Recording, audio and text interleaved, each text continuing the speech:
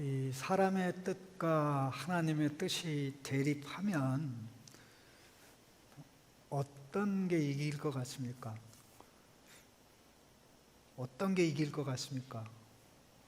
하나님의 뜻이 이깁니까? 사람의 뜻이 이깁니까? 하나님의 뜻이. 이길 것 같은 겁니까? 확실히 하나님의 뜻이 이깁니까? 체험해 봤습니까? 그 질문을 왜 해? 그 질문 사실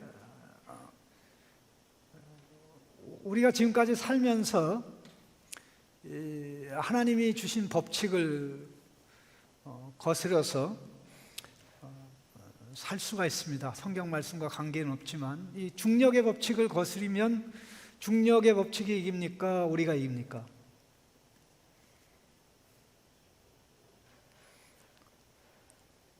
그거 몰라요?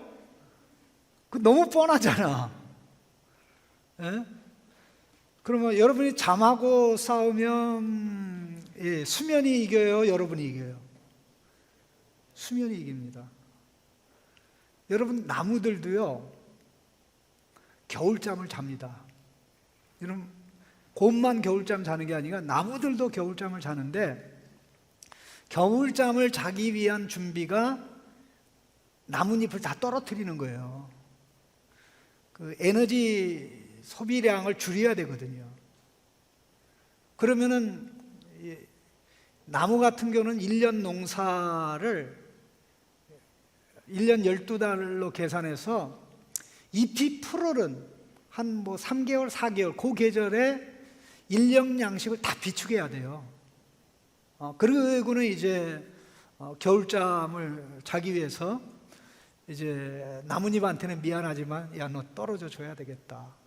근데 이 잎들이 거부하지 않고 자기의 운명으로, 낙엽의 운명으로 받아들여서 떨어지기 직전에 가장 그 나무의 잎으로서 하나님이 주신 사명을 받아들이는 모습이 아름다운 색깔로 나타나는 겁니다. 아름다운 색깔로. 물론 색소 때문에 그런 건데요, 내가 좋게 해석한 겁니다. 사람은 참 멈추지를 않습니다. 아브넬은 사울의 조카입니다. 넬의 아들인데요, 넬은 누구냐면 사울 왕의 작은 아버지입니다. 숙부입니다. 아브넬이 언제부터 등장하냐면요, 골리앗과 다윗이 싸울 때 그 현장에서부터 등장을 해요.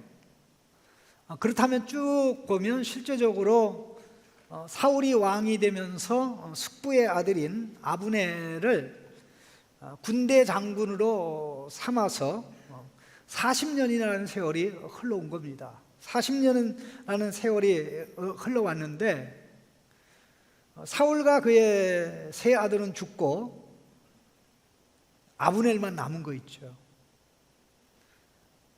이게 아브넬을 향한 하나님의 거룩한 뜻이 있어서 그랬을까요? 욕심 때문에 그렇게 살아남았을까요? 욕심 때문에 살아남은 겁니다. 참, 군인은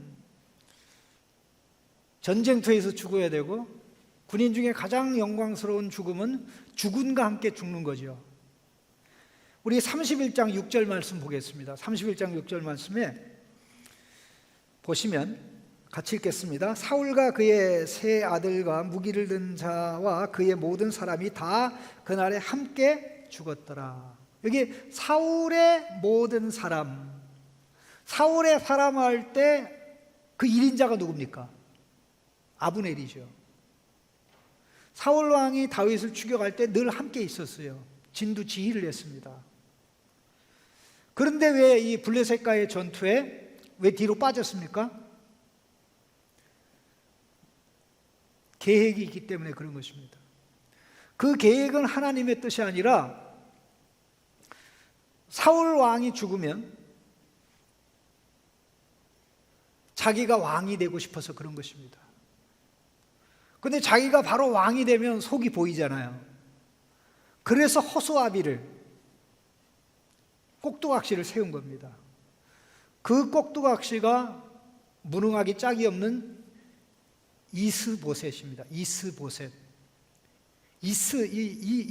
이시라는 단어, 이시라는 것은 사람이란 뜻이고요, 남자란 뜻이고, 보셋은 뭐냐면 수치, 이름을 이제 수치의 사람이란 뜻입니다. 근데 왜 이름을 그렇게 지었는지 모르겠어요. 아무리 화가 나도 그렇지 자식 이름을 네 이름 수치의 아들이야, 너 수치의 사람이야. 참. 그런데 그 이름 그대로 결국 아브넬이 참 수치를 당하게 되죠. 이 아브넬이 사실 미래를 도모하기, 훗날을 도모하기 위해서 요나단에게, 요나단아 네가 용사니까 아버지 잘 지켜라, 나는 다른 일이 있다 하고 그렇게 아마 이 잔꾀를 썼을 것입니다. 그러다 죽고 난 다음에 다윗이 헤브론에서 왕이 되니까 이제 그는 사울이 다스렸을 때, 이스라엘 다스릴 때 수도가 기브아거든요.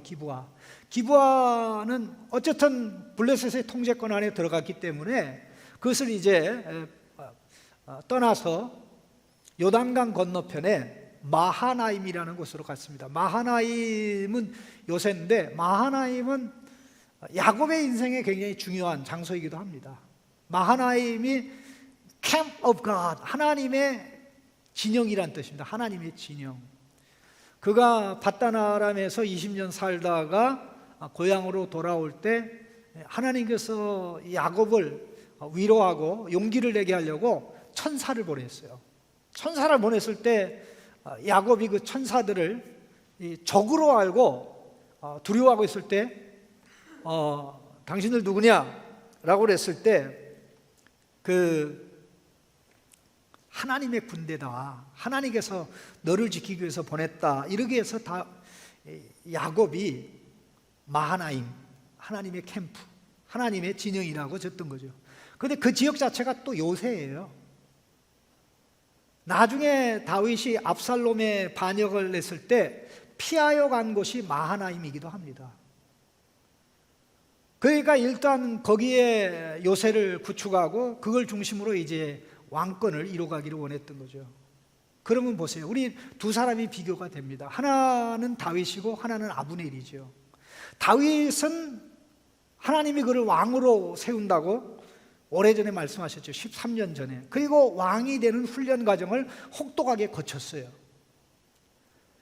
근데 왕만 되면 되는데 다윗이 어떻게 해요? 하나님께 물어보죠. 하나님, 내가 유다 지파로 올라가야 될 것 같은데 올라가는 게 맞는가요? 그럼 올라가라. 그럼 어디로 올라가리까? 헤브론으로 올라가라.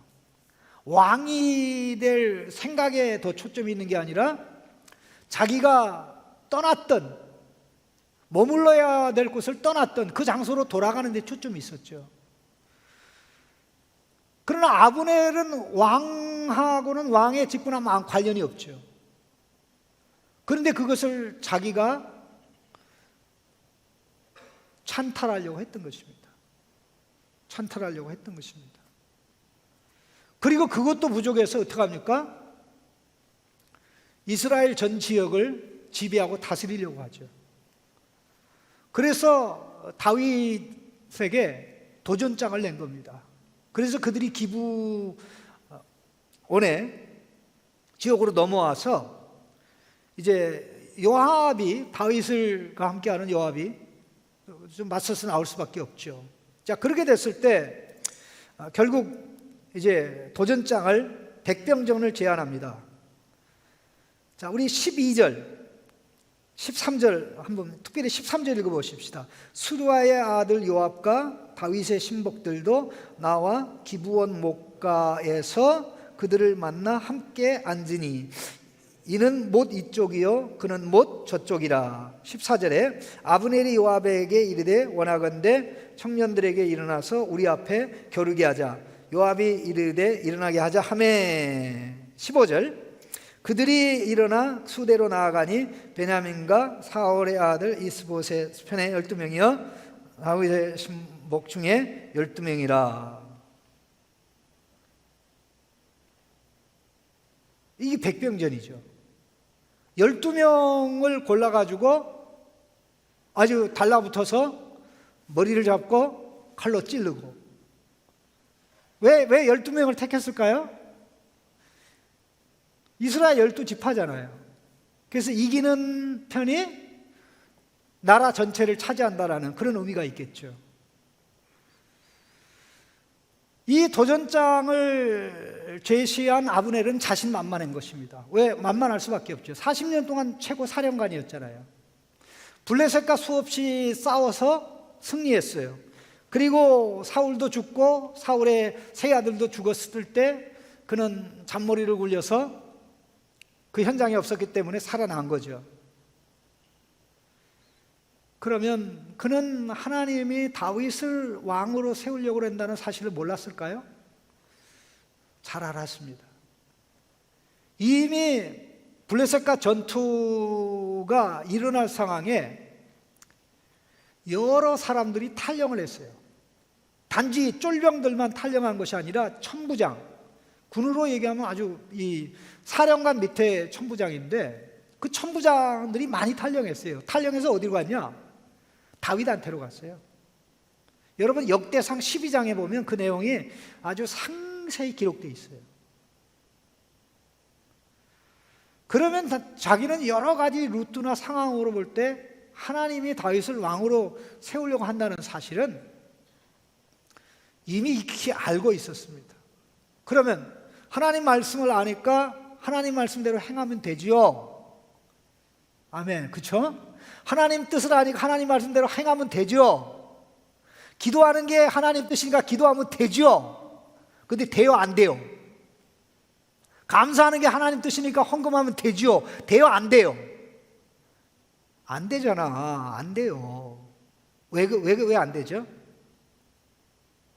우리 안에 욕심 때문에 안 되는 겁니다. 우리 안에 멈추지 않는 욕심, 탐욕. 아브넬에게는 이게 정치적인 야욕이죠. 최고의 자리에 임금님 다음의 자리에 40년 있었는데 거기서 물러서야 되는데 물러서질 않고 어떻게 합니까? 이제야말로 내가 처음에 허수아비를 세웠다가 왕이 되지 않은 계획 때문에 그렇게 움직였던 것입니다. 근데 한 번 더 생각해 보세요. 다윗이 왕이 돼야 된다는 것을 알았는데 받아들이지 않죠. 그 다음에 이스라엘의 왕이 될 때 하나님께서 정한 절차가 있습니다. 첫 번째, 하나님이 후보를 지정한다. 두 번째, 백성의 신임을 받는다. 이 두 가지 원칙입니다. 이거는 민주주의에서 그대로 성경 말씀에 근거해서 채택한 원리고, 교회에서도 담임 목사를 정할 때 이 원칙을 가지고 합니다. 우리 장로교는 그렇게 해요. 이 담임 목사를 청빙할 때, 이 공동회에 내놓을 때 두 사람을 내나요? 한 사람을 내나요? 한 사람을 내놓으면 이게 구약 성경에 사용된 원리하고 똑같아요. 괜히 나온 게 아니에요. 알면 재미있습니다. 알면 보여요. 그런데 아브넬과 뜻을 같이 하는 거예요. 아브넬의 신하들이 아브넬이 그렇게 하면 권력을 나눠가줄 수 있으면 얼마나 좋아요. 그래가지고 두 가지를 다 무시하죠. 이스보셋에 대해서 하나님이 왕으로 세운다는 말씀이 있어요, 없어요? 사울의 왕조는 존재하지 않습니다. 사울로 끝나요. 그걸 어겼죠. 그리고는 백성의 신임을 묻지도 않고 그냥 일방적으로 이제부터 우리의 왕은 이스보셋이다. 9절 말씀 같이 읽겠습니다. 길르앗과 아술과 이스라엘과 에브라임과 베냐민과 온 이스라엘의 왕으로 삼았더라. 백성들이 기름 부어서 왕으로 삼은 게 아니에요. 보세요. 7절 말씀과 비교해 봅시다. 다윗이 왕이 되는 거. 자, 이제 너희는 손을 강하게 하고 담대할지어다. 너희 주 사울이 죽었고 또 유다 족속이 내게 기름을 부어 그들의 왕으로 삼았다. 그 앞부분에 나오고 또 이제 이게 야베스 길르앗 사람들에게 다윗이 이야기한 거죠. 하나님의 말씀을 큰 뜻을 어기니까 작은 뜻 계속 어기죠.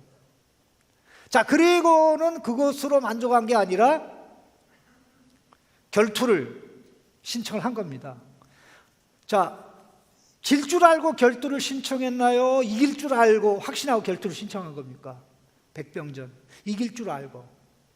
자신만만해. 왜? 지금까지 져본 적이 없잖아. 네? 용케 살아남았잖아. 사실 더럽게 살아남은 거지, 솔직히 말해서. 조카가 그럴 수가 있어요? 군사령관이 그럴 수가 있어요? 백성들은 탈영해도 자기가 탈영하면 안 되잖아. 근데 이 아주 나쁜 목적을 가지고 탈영한 겁니다.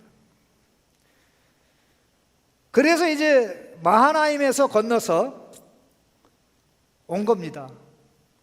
다윗에게 도전장을 내미니까 이제 다윗의 모든 신하들을 관리하고 또 이끌어가는 요압이, 또 재미난 게 요압도 다윗의 조카예요. 요압도 다윗의 조카, 아브넬은 사울의 조카. 근데 아브넬은 혼자였지만 요압에게는 이 셋이 항상 같이 가요. 요압, 아비새, 아사헬. 요압, 아비새, 아사헬. 이 셋이 같이 가는데 세상에 이 삼형제가 이름이 걸판진 이름이에요. 요압이 뭐예요? 요압. 압은 아버지란 뜻이에요. 여호와는 아버지시다. 하나님이 아버지라는 거죠. 그 다음에 아비새가 뭐예요? 나의 아버지는 이새이다. 그러니까 나의 조상은 이새다. 이새가 누구예요? 다윗의 부친이잖아요.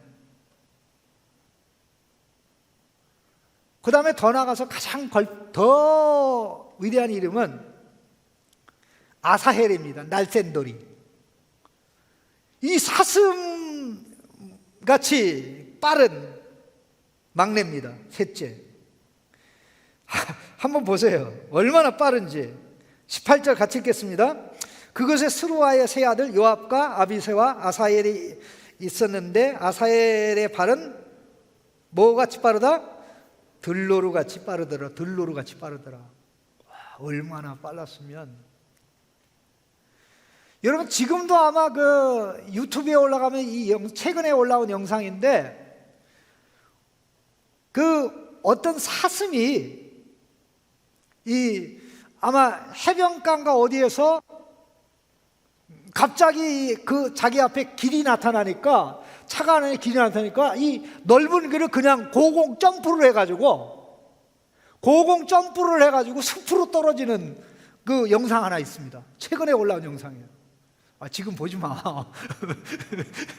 설교 중이니까.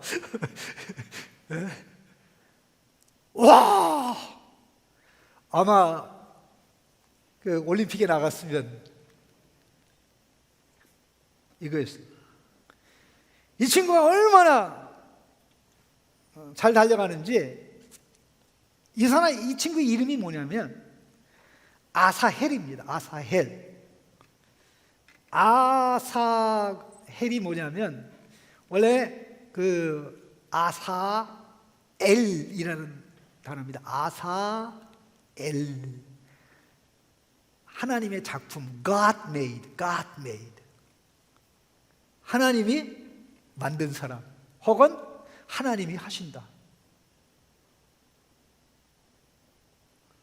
그러니까 어떻게 보면 다윗의 누님 스루야의 그 자식들인데, 다 부모는 그들이 좋은 신앙을 가지고 멋있게 살기를 원했던 부분이죠. 일단 오늘은 뭐 초점이 여기는 아니니까 일단 이걸 놔두고, 어쨌든 이렇게 붙었습니다. 그림 좀 한번 보죠. 이 우물이 얼마나 큰 우물인가. 자, 화면 좀 비춰줘요, 빨리. 네. 이게 기브온에 있는 그 우물입니다. 우물 좌우편에 12명씩 탁 서서 이제 대기를 붙은 거. 다음 화면 보세요.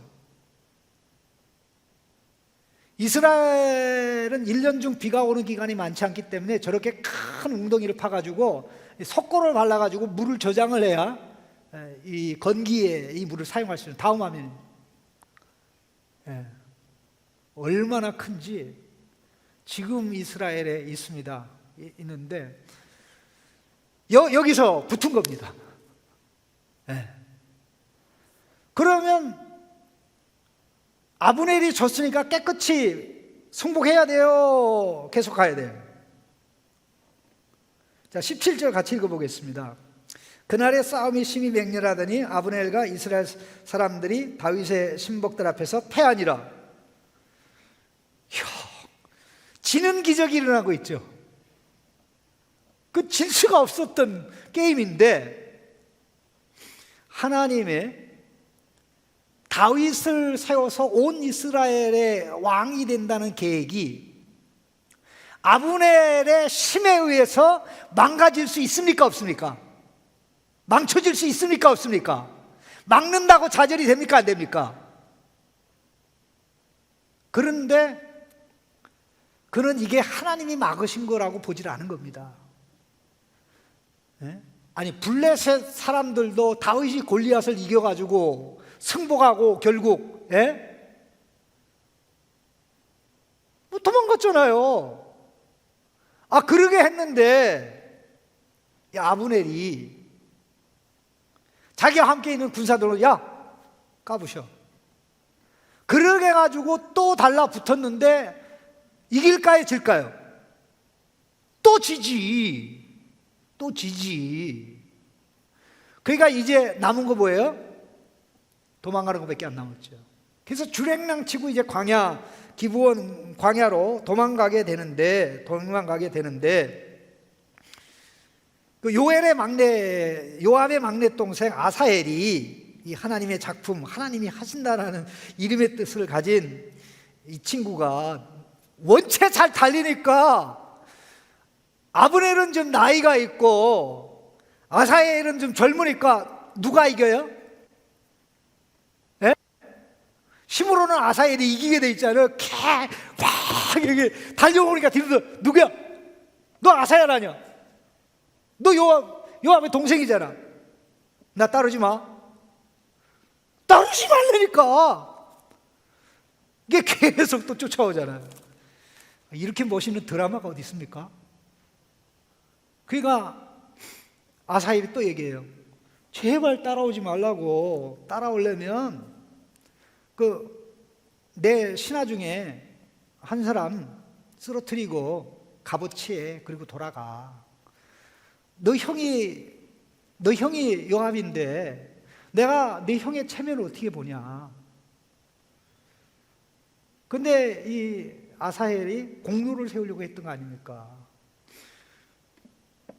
단숨에 아브넬을 잡아서 죽이면 어떻게 되는 거예요? 자기가 영웅이 되잖아요. 자기가 영웅이 돼서 형들 둘 제낄 수 있잖아요. 이게 인간 세계예요. 이게 인간의 세계입니다. 욕망이 우리를 이렇게, 한 사람 안에만 욕망이 있는 게 아니에요. 아사엘에게 욕망이 있고 요압에게 욕망이 있고 다 그렇게 돌아가는 겁니다. 그러나 중요한 것은 욕망은 우리를 망하게 하는데 하나님의 뜻은 우리를 살립니다. 욕망은 우리를 쓰러뜨리는데 하나님의 뜻은 우리를 세웁니다. 이거는 체험하지 않으면 알 수가 없는 거죠. 그러니까 어떻게 됩니까? 요압과 대결하게 되는 상황이 발생한 거죠. 결국 이제 아사엘이 포기를 안 하니까 아사엘을 죽일 수밖에 없잖아요. 악인은 아니죠. 그러나 보세요. 자, 아브넬의 뜻대로 됩니까? 안 됩니까? 안 된다. 여러분 믿으시기 바랍니다. 하나님의 뜻대로만 됩니다. 하나님의 뜻이 늘어터져도 하나님의 뜻대로만 됩니다. 하나님과 싸우면 하나님이 이기지 우리가 이기지 못해요. 확실한 이걸 체험하고 경험해야 돼요. 자, 아브넬이 자기 마음대로 돼요, 안 돼요? 아니, 조그만 녀석이 계속 따라오니까 미치는 거 아닙니까? 죽이고 싶지도 않은데 저걸 죽이지 않으면 자기가 죽잖아요. 그래서 창을 던진 거예요. 창을 했더니 그냥 이게 배에 꽂혀가지고 등 뒤로 나온 거 아닙니까? 하나님의 뜻은 장애물이 있어도 장애물이 하나님의 뜻을 좌절시키지 못합니다. 그러나 인간의 욕망은 계속 좌절됩니다. 원하는 대로 되질 않아요. 이것으로 인해서 결국 요압과 또 아사엘의 둘째 형제는 아비새가 원한과 분을 품잖아요. 저 새끼지 언젠가 죽이고 말 거야. 그래서 나중에 결국 죽여요.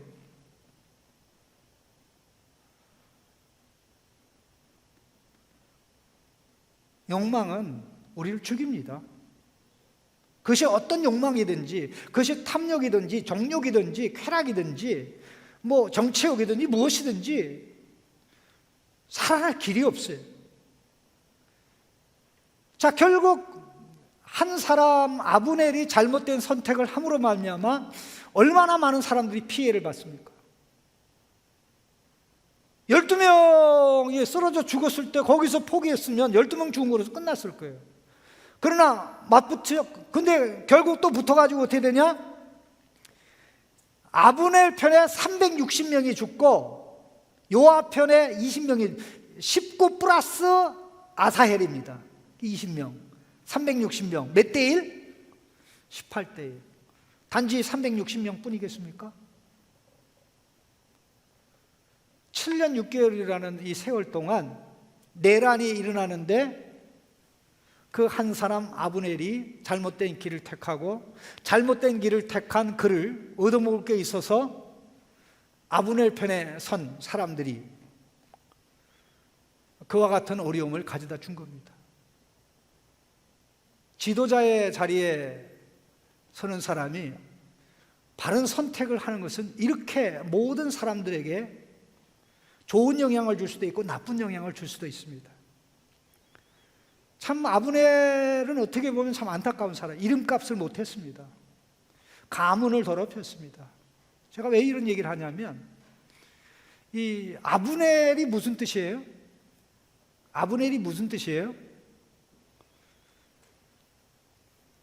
아브넬한테는 사람들이 네 아버지 이름 뭐냐 물어보질 않아요. 여러분 그 이유가 뭔지 아세요? 아브넬, 아버지는 넬이다 그런 말이거든요. 아버지는 넬이라는 이름이 아브넬인데 네 아버지 이름 뭐냐 물어보는 거는 멍청한 사람이지.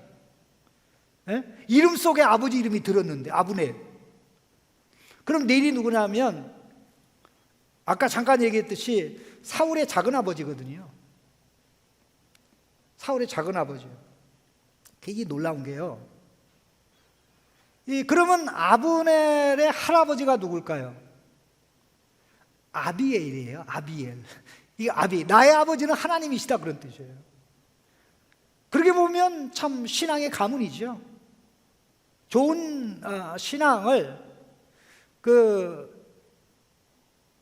넬이 자식에게 물려주기를 원했는데 이 아브넬을 얘기할 때마다 반복적으로 얘기하는 것이 넬의 아들 아브넬, 넬의 아들 아브넬, 넬의 아들 아브넬. 이게 몇 번 나오냐면요 12번 나옵니다. 12번. 그러니까 넬이 칭송을 받든가 이름이 더럽혀지든가는 누구한테 달려있는 거예요? 아브넬에게 달려있는 거죠. 근데 이 넬이 무슨 뜻이냐면 등불이란 뜻이에요. 등불. 넬. 등불. 다윗은 여호와는 나의 등불이라고 고백했습니다. 주의 말씀은 내 발의 등이요 내 길의 빛이다. 그러니까 하나님의 말씀을 받아서 살아가는 그런 좌우명을 그의 아버지가 가진 것이고 그런 마음을 가지고 나아가기를 원했던 거죠.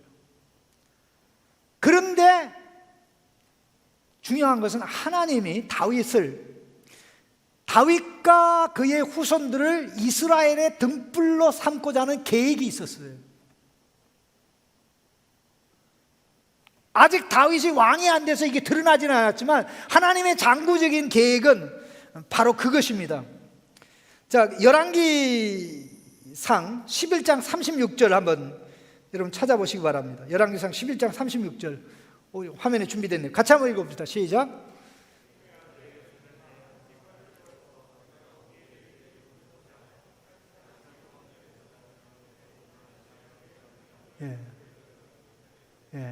내 종 다윗이 항상 내 앞에서 등불을 가지고 있게 하리라. 여기에 사용된 단어가 넬이라는 단어하고 동의어인 닐입니다. 닐. 꼭 미국의 영화배우 이름 같죠. 닐. 똑같은 단어예요. 동의어입니다. 자, 15장 4절 5절 4절 보십시다. 15장 4절이 어떻게 되나 봐요. 열왕기상. 같이 읽습니다.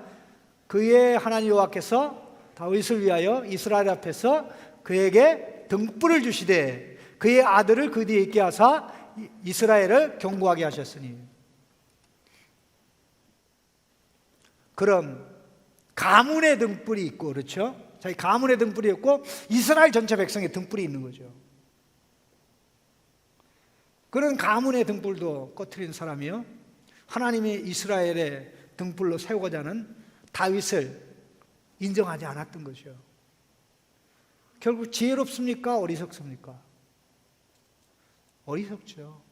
그러나 욕망을 택할 때는 어리석은 게 아니죠. 그때는 몰라요. 시간이 지나가고 난 다음에 모든 것을 분별하고 아는 것입니다.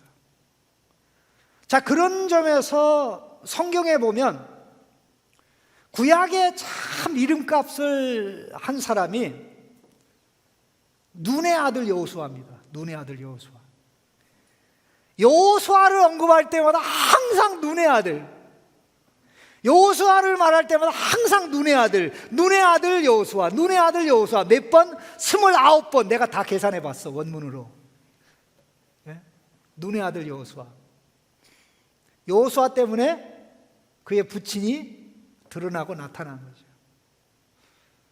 그런 눈의 아들 여호수아는, 여호수아에게 가장 중요한 게 뭐였습니까? 하나님 말씀. 모세가 하나님의 말씀 듣는 것을 보고, 모세가 하나님과 대화하는 것을 보고, 자기 평생의 소원이 하나님이 나한테 말씀하시면 좋은데 하나님은 왜 나한테는 말씀 안 하고 모세에게만 얘기하고, 죽으나 사나 모세가 하나님을 만났던 그 장막을 떠나지 않고 모세가 없어서 장막을 지켰던 사람이에요, 평생. 그런데 하나님 한 번도 여호수아에게는 나타난 적이 없는 거 있죠. 그래도 여호수아는 포기 안 했어요. 모세가 죽고 나니까 하나님께서 바톤을 여호수아에게 넘겨주셨지 않습니까? 그래서 여호수아 하면 말씀으로 형통한 자, 눈의 아들 여호수아, 말씀의 맛을 안 자, 말씀의 길로만 간 자. 여호수아 때는 이스라엘의 평안이 있었습니다. 여호수아 때 이스라엘의 승리가 있었습니다. 그야말로 여호수아는 정말 이름값을 한 자죠. 그러면 신약의 여호수아는 누굽니까? 예수 그리스도거든요. 하나님의 아들 예수 그리스도. 이 헬라어로 여호수아는, 헬라어로는 예수스입니다. 예수스. 라틴 구약 성경이 헬라어로 번역된 것을 70인경이라는데 거기에 여호수아 이름이 전부 다 예수스로 나옵니다. 예수스가 뭐냐면 신약의 예수님 할 때 사용되는 똑같은 단어예요. 근데 예수님 누굽니까? 하나님의 아들 예수님. 하나님의 아들 예수님. 하나님의 아들 예수님. 하나님이 누구를 통해서 드러난 겁니까? 예수님을 통해서. 구약에는 눈의 아들 여호수아, 신약에는 하나님의 아들 예수님. 여러분 누구 자식이요? 네 자식이에요? 하나님의 자식인 줄로 믿습니다. 하나님의 자식은 하나님을 드러내고 나타내고, 하나님의 아들인 예수님이 어떻게 하나님을 드러내 나타냈어요? 하나님의 일을 하고, 하나님 말씀을 하고, 하나님을 가르치고.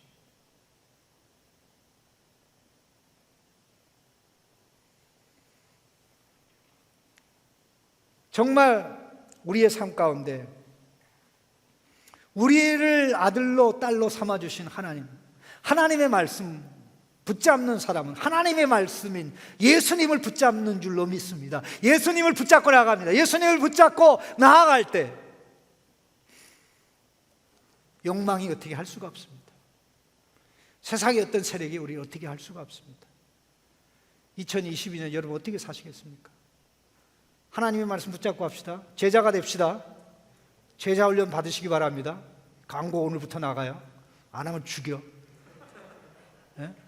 근데 사탄이 야 하지마, 별거 없어요, 하지마, 그렇게 얘기할 텐데 더 이상 미루지 말기 바랍니다. 더 이상 미루지 말기 바랍니다. 어떻게든지 방법을 찾아서 말씀이 우리를 지배하고 다스려야지. 말씀이 우리를 지배하고 다스리면 끝까지 아름다운 길로 갑니다. 자녀의 길로 갑니다. 그러나 욕망이 우리를 사로잡고 이끌어가면 잠깐만 좋아요. 잠깐만 잘 돼요. 그러나 끝이 안 좋게 됩니다. 그 끝이 안 좋게 되는 모습을 보여준 게 사울이죠. 사울의 전철을 밟은 사람이 아브넬이죠. 그래서 다음 주에는 이 아브넬이 죽는 내용이 설교에 나올 겁니다. 하나님이 기회 주실 때 욕망을 버리고 말씀을 택해. 근데 누가 욕망을 버릴 수 있습니까? 예수님의 사랑을, 예수님의 만져주심을 체험한 자가 그렇게 할 수가 있습니다. 자식이 아버지의 사랑을 누리지 못하면 그건 껍데기 자식입니다. 자식이 아버지를 인정하고 아버지를 기뻐하고 즐거워하지 않으면 누가 아버지를 즐길 겁니까? 여러분, 이 나무들은 태어나가지고 나무가, 어떤 나무는 1년에 많게는 한 60만 개의 열매를 맺는 나무도 있어요. 그런데 그 60만 개의 그 나무 열매 중에 실제로 이렇게 싹이 나가지고 자라서 애기 나무가 되는 경우는 하나밖에 안 돼요. 로또 당첨보다 어려워요. 그런 애기를 엄마 나무가 보살필까요? 보살피지 않을까요? 엄마 나무가 보살펴요. 얘네들은 빛을 제대로 못 받아요. 큰 나무들이 다 빛을 95% 이상 다 차지하기 때문에 이 애기들한테는 올 빛이 없어요. 아무리 해야 이 새끼, 이 애기 나무들은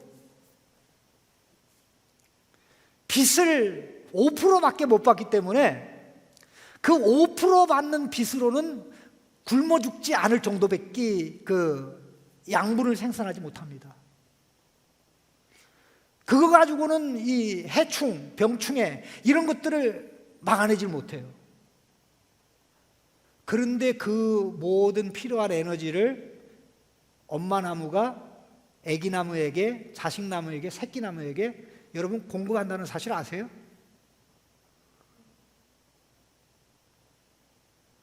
어떤 때는요, 이 새끼 나무가 이 옆에 있던 큰 나무가 쓰러져가지고 빛이 어마어마하게 들어오잖아요. 그러면 신나가지고 강압성 작용을 많이 해가지고 얘가 쑥쑥쑥쑥 자라면은 엄마 나무가 빛을 딱 가려버려요. 식이 나서 그러는 게 아니고요, 나무가 빨리 자라면 속이 빕니다. 나무가 빨리 자라면 속이 비어요. 속이 비면 해충의, 벌레의 공격에 취약합니다. 그러면 오래 못 가요. 죽어요. 그러니까 그런 일이 발생하지 않게, 왜? 자기 대를 이어서 나무 후손이 돼야 되기 때문에 보살피는. 그래서 밉지만 빛을 가려서 광합성 작용을 못하게 만들어요. 그런데 언제 그 애기 나무가 그걸 깨닫느냐? 자기 엄마 나무가 죽어서 쓰러질 때 이제 어마어마한 빛이 자기에게 오잖아요. 그때 비로소 이런 훗날을 위해서 이렇게 했구나. 하나님이 만든 나무가 그렇게 하는데 생명나무인 우리, 하나님의 아들, 딸들인 우리를 예수 그리스도 안에서 존귀하고 복되게 살게 하려고 하나님이 그렇게 역사하는데 이 사랑을 모르고 이 사랑을 누릴 줄 모르고 체험할 줄 모른다면 그 인생이 얼마나 안타깝습니까? 말씀을 통해서만 하나님 만나게 될 줄 믿습니다. 말씀이 하나님 말씀이라 하나님 체험을 하나님 말씀 체험을 통해서 하나님의 어루만져 주시면 하나님 말씀의 어루만져 주심을 통해서 하나님의 교훈은 하나님의 말씀의 교훈을 통해서 우리가 빚어지고 만들어져요.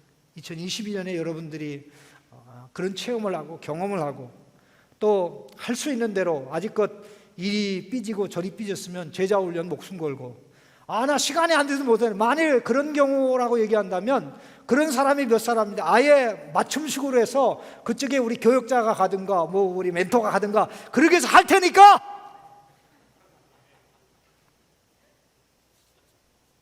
해서